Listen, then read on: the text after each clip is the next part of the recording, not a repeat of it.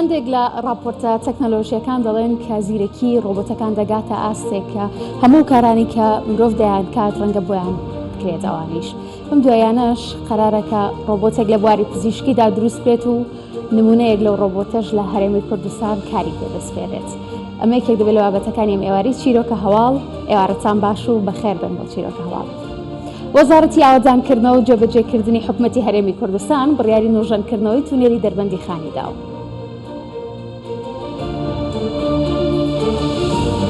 187 ملیۆن دینار تەرخان کراوە بۆ نۆژەنکردنەوەی تونێلەکە و تاوەکو ئێستا دەست بە کارەکانی نەکراوە. پڕکردنەوەی فۆرمی دامەزراندن بۆ 5,000 دەرچووی کۆلێژی کشتوکاڵ لە پارێزگاکانی هەرێمی کوردستان دەستی پێکرد.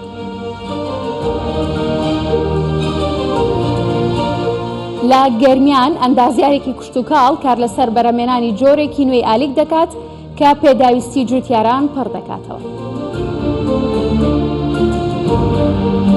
لە ساڵی داهاتووەوە ڕۆبۆتێک دێتە کوردستانەوە کە هاوکاری پزیشکانی ئێسک و شکاوی دەکات لە کاتی نەشتەرگەریدا. ڕۆبۆتەکە ناوی ڕۆبنە و لە ئەمریکا دروست دەکرێت و کۆمپانیا ئەمریکیەکە جگە لە ڕۆبۆت ڕۆژانە بە هەزاران پلاتینی جوونگەی حەوز و ئەژنۆ دروست دەکات.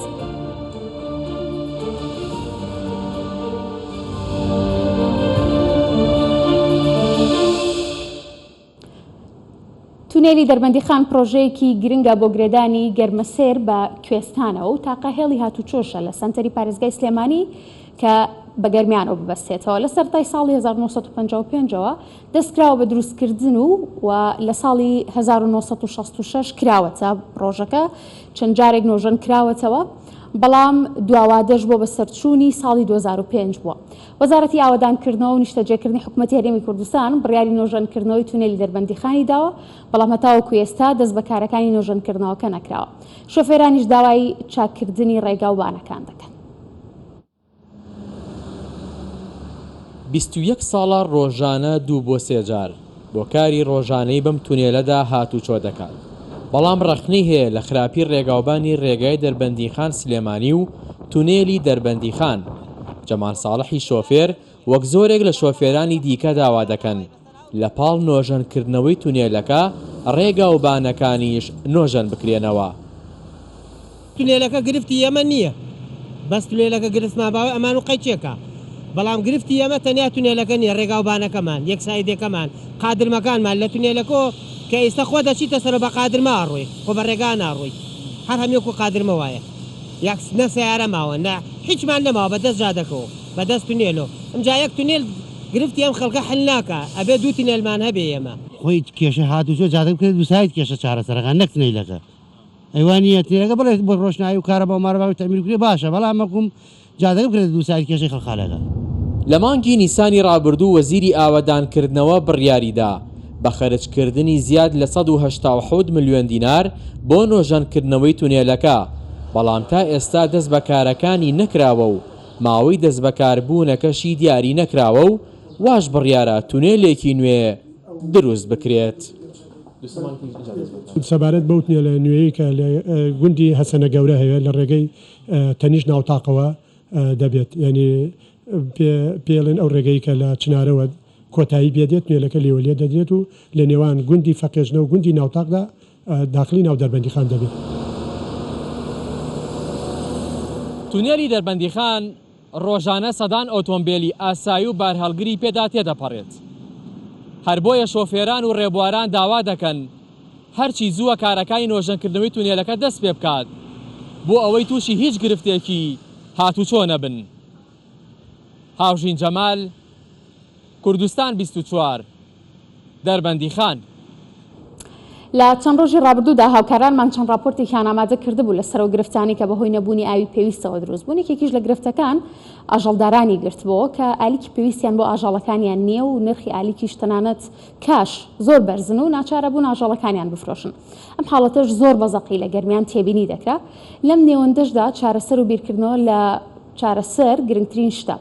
بۆ یەکەمین جار ئەندازیارێکی کشتتوکاڵ لە سنووری گەرمیان توێژینەوەیەک لەسەر بەرهەمێنانی ئالیکی سەوز دەکات بە سیستمی هایدرۆپۆنیک بۆ خۆگونجاندن و پەرەپێدانی جۆرێکی نوێی ئالیک کە سوودی زۆری بۆ ئاژەڵدارەکان دەبێت.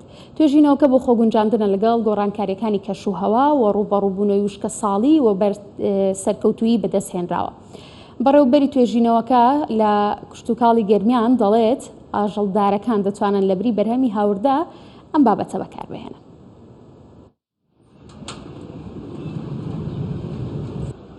ئەندازیارێکی کشتتوکاڵە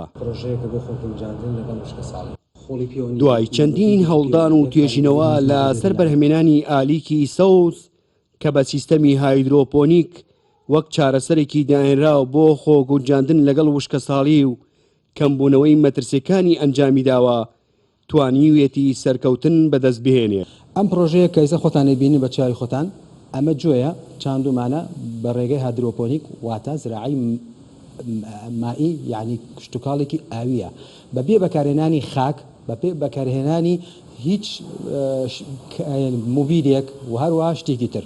جاروبار ئەگەر پێویستی بەلاواز بێ پێویستی بەکەمە مغەدیاتە بۆ ئەوەی گەشەی جوانتر بکە بۆ ئاژەڵ زۆر شتێکی باشە وەکو باسم کرد بۆ خۆگونجاندن بۆ وشکە ساڵی بە تایبەتی ئێمە لە گەرمیان ئەمە 2 ساڵ دووجاری وشکە ساڵی تێن بۆ ئەو ناوچانەی کە تووشی وشکە ساڵی و کەمبوونەوەی ئاوبوونە.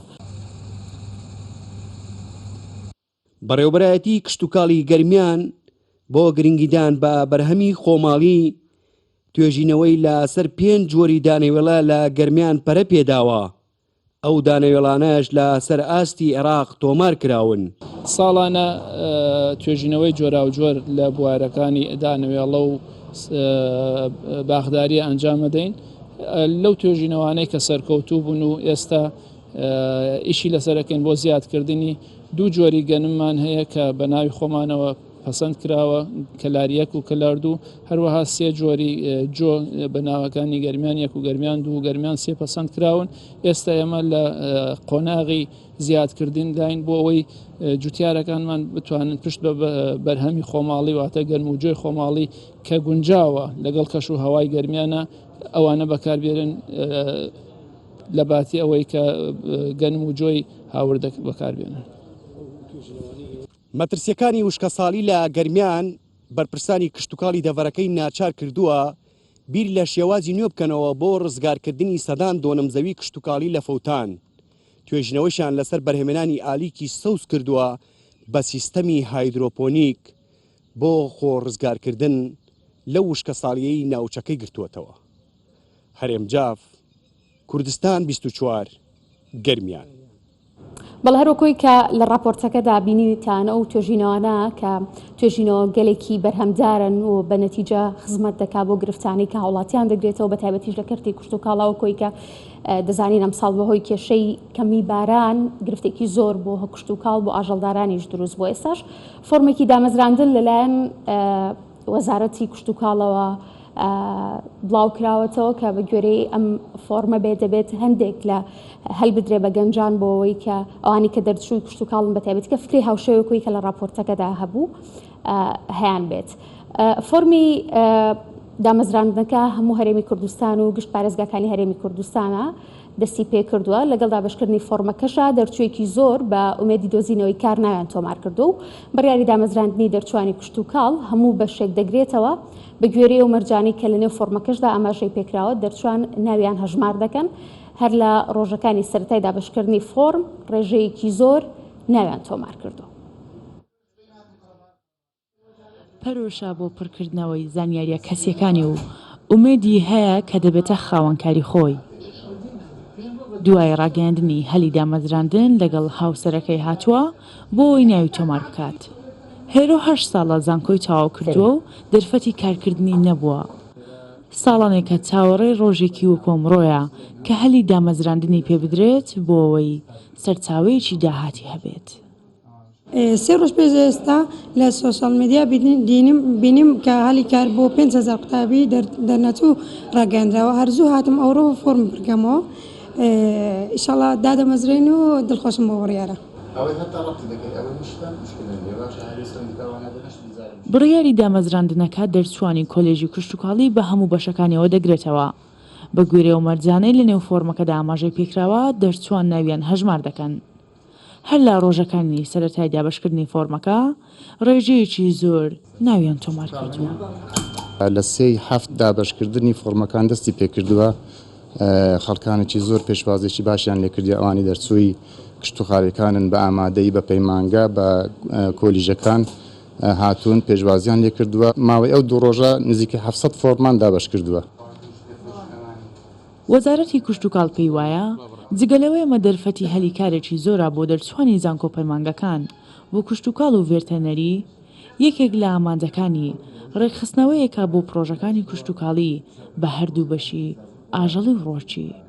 ڕێخستنەوەیەکە کە ئەم سەرپەرشتیارانە دەبن بە حەلقەیەکی ڕەبت لە نێوان ئەو فەرمانگانە و هەروەها لە نێوان ئەو سەرپەرشتیارانەوە فەرمانگەکانی کشتتوکاڵ و وەزارەتی کشتتوکاڵ و سەرچاوەکانی ئاو و لە خاڵێکی تر دەبێتە هۆی بەرزکردنەوەی ئاستی ئەو کەسانی کە بەم کارانە هەڵەسن. 5,000 فۆرم بەردەست دەکرێت بۆ تۆمارکردنی ناو بۆ ماوەی مانگێک بەردەوام دەبێت. دەرفەتی پڕکردنەوەی فۆرم بۆ گشت پارێزگاکانە بەپێی قەبارە و ڕێژەی پرۆژەکان لەو ناوچانە گرێبەستکردن لەگەڵ ئەو ڕێژە زۆرە ژماری دەرچوان بۆ پێشخستن و پەرەدانە بە سەرچاوی و کەلگە پەلەوەری و سامانی ماسی. شەیمە بایس، کوردستان 24 هەولێر.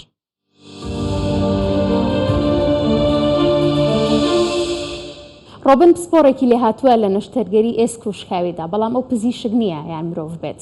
ڕۆبن ڕۆبۆتێکە و ساڵێک لە 1-2 ساڵی داهاتوودا ببورن بڕیارە بهێنرێتە کوردستان و ببێ بە یاریدەدەری پزیشکان لە هۆڵی نەشتەرگەریدا. ئەو کارگەی کە ڕۆبۆتەکەی دروست کردووە ڕۆژانە بە هەزاران پلاتینی جونگەی حەوز و ئەژنۆ دروست دەکات و ڕۆبۆتەکەش بە مەبەستی زیاتر سەرکەوتنی نەشتەرگەری شکاویە. ڕۆبنی ڕۆبۆت یەک دەستی هەیە و لە ئەمریکا دروست دەکرێت و لە ساڵی 2023ەوە لە هۆڵەکانی نەشتەرگەریدا کاری پێدەکرێت.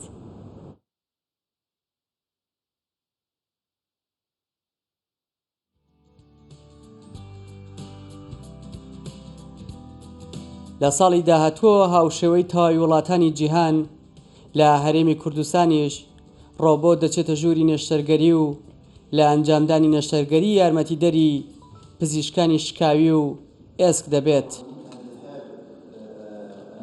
3 پزیشکی پسپۆر لە وڵاتە جیاجیاکانەوە هاتوونەتە کوردستان لەگەڵەوەی دوایین گۆڕانکاریە پزیشکەکان بۆ پزیشکانی نێوخۆ دەخەنە ڕوو. لە هەمان کاتدا باسی ڕۆڵی ڕۆبۆتە نوێیەکە دەکەن. ڕۆبۆتەکە ناوی ڕۆبنە. ئاسانکاریەکەی ئەوەیە لە کاتی نەشتەرگەریە برینی جونگەی خاستن لە کاتی ئەژنۆ گۆڕینە برینی جونگە بە باشترین شێواز سایزەکە یعنی حەجمەکانت بۆ دەربێنێ وەکو FDA ئەپروڤی وەرگرت ئینشاڵاش بە زووترین کات دەهێنینە کوردستان.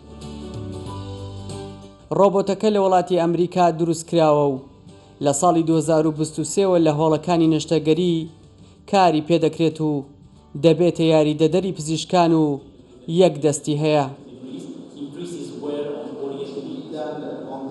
لە ئیڤێنتەکە پزیشکان بەوردی باسییان لە گۆڕینی جونگەی حەوز و ئەژنۆ و ڕۆڵی ڕۆبۆت کرد. ئیڤنتەکەی ئەمڕۆ زۆر گرنگ دەستپێکی کاری کۆمپانیای یونایتد بوو لە عێراق. پێشتریش چەند جارێک هاتوین بۆ ئێرە وەک پزیشکی نەشتەرگەری بۆ ئەنجامدانی کۆمەڵێک نەشتەرگەری، بەڵام ئەمە ئەم جاریان دەستپێکردنی فەرمیە. ئەو کارگەی کا ڕۆبۆتەکەی دروست کردووە ڕۆژانە بە هەزاران پلاتینی جونگەی حەوز و ئەژنۆ دروست دەکا و ڕۆبۆتەکەش بەمبەسی زیاتر سەرکەوتنی نەشتەرگەری شکاویە. ساڵ بە ساڵ ڕۆبۆتی زیرەکتر دروست دەکرێ و لە بوارە جیاجەکاندا سوودیان لێ دەبینرێت. زانستی پزیشکیش یەکێکە لەو بوارانەی کە سوودی زۆری لە بەکارهێنانی ڕۆبۆت بینیوە لە کاتی ئەنجامدانی نەشتەرگەری و چارەسەرە پزیشکیەکان. چاوەڕوانش دەکرێت لە داهاتوودا ڕۆبۆت ڕۆڵی زیاتر ببینێت. دیار جەمال، کوردستان 24 سلێمانی. هەندێک توێژینەوەی سایکۆلۆژی هەیە دەڵێت کە پەیوەندی نێوان ئاژەڵەکان لەگەڵ مرۆڤەکاندا خوێندنەوەیکی زۆر جددیە بۆی کە سایکۆلۆژی هەر میلەتێکی پێ بخوێنیتەوە واتە چۆن واتاوەی کە تۆ ئەگەر توانی پەیوەندێکی باش لەگەڵ ئاژەڵەکانە دروست بکەی یان میلەتێک پەیوەندێکی باشیان هەبێت کاتە تا ئەندازێکی زۆر دوورن لە تونند و تیژی کە بەرامبەر بە ئاژەڵەکان دەگرێت لە نێویشیاندا لە ناو بابەتە شاوی کە زۆر گرنگە پاراستنی ئاژەڵی کێویە کە بە دڵنیاییەوە ئەمە یەکێکە لە سەقافەتە گشتیەکان کە ئەگەر هەر میلەتێک هەیبێت سروشت و ژینگەکەشی بە نەتیجە جوان و پارێزراو دەبێت ئاژەڵی کێویش یەکێکە لە سیما دیارەکانی پاراستنی ژینگە و سروشتی کوردستان هەرچەندە هەندێک جار کە پێشێلکاری جیاواز بەرامبەر بە ئاژەڵی کێوی لە ناوچە جیاجاکانی کوردستانە تۆمار دەکرێت بەڵام خەڵکانێکیش هەن و زۆریش نەو کەسانی کە پارێزگاری لە سامانە سروشتیەکانەکەن لە ئاکرێ هاوڵاتیەک هەیە کە وەکو نمونەیەکی جیاوازە و چەند بزنێکی کێوی ماڵی کردو و بە خێویانەکات خدر محەممەد 4 ساڵە چاودێری و بزنە کێویانەکات و ئەژڵێت حەز دەکات بیانگەڕێنێتەوە بۆ ناو سروشت بەڵام ترسی هەیە لەوەی کە زوو لە ناو بچن یا خوتراو بکرێن بۆیە دەڵێت حەزەکەم هەر لای خۆم بیان بهێڵمەوە تاوەکۆی کە زۆر دەبن و ئەو کات لە چاکانی ئاکرێ ئازادیان دەکەم سەرپەرشتیاری سامانی ئاژەڵیش لە ئاکرێ دەڵێت پشتیوانی خدر دەبن کە لە پاراستنی ئەو ئاژەڵە کێویانەدا تا ئەندازێک لەو ناوچەیەدا هاوکاری بکرێت. دگەل گەهشتنەوەی بۆ ناوا گۆڤێ ئێکسەر بزنێن وی دەهێن پێشێ ji ber ku ew wî baş naz dikin. Xedir welatiyekê ajal dûst e li Akrê ji bi çîkatiya xwe were ew yê bi ajal nebûye. Niha xwedanê 5 biznên kîviye û bi vî awayê ew rojanên xwe ادگلداد بورینید. بری نکات اول دو سه سال کم بخو کرین از صبر خو پیتینم از بخو خودون کم چند کد دمت من نوف دو بس کو دو روز صبرم به تو بینام به چه من عم خود قال حیوان برون ده نشم به حیوان بجم. راگرتنا وان بزنان دناوا گویدا کو اگرچه لده وی آجال دوستی یا دلخوشکر نینه لیوکه او دد دیار کرن بمانوانا لچیایی او دترسیتن جناف بچن.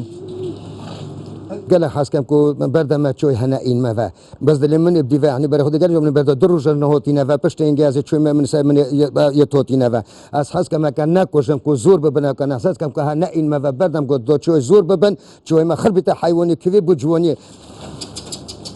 اف مالی کرنو راگرتنا وان بزنان لدف بشا سامان آجالیل آکره لسر بنمای پاراستنا وانا جناف چونه و نمانه بکارک روات تدانان.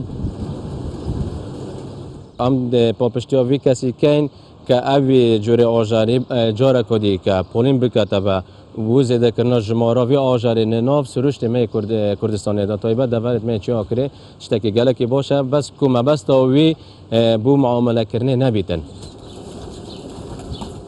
بزنا کیوی آنکو یا چیایی که اگرچه جبو راگرتنو مالی کرنه رنگ یا بساناهین نبیتن لیسر دریا وی کسی ادگل دا او هنه لدف نهلایه. خودان کرنا وان بزنین کیوی اشعالیه وی آجالداری و انکو مالی کرنوانا که اگرچه تالیه که زیده پیدویتن لیوه که او دتا دیار کرن همی هیواتی وی اوه که صباحی هجماروان زیده بکتن و جاین آکری جارکا دی تجیب بکته و جبزنین کیوی نواچیایان. آری حسین کردستان 24 آکری. سروشت و ژینگەکەمان پێویستی بە کەسانی دڵسۆزی وەکو مام خدر هەیە کە بیپارێزن ئێوەش ئاسۆدە و تەندروست باش.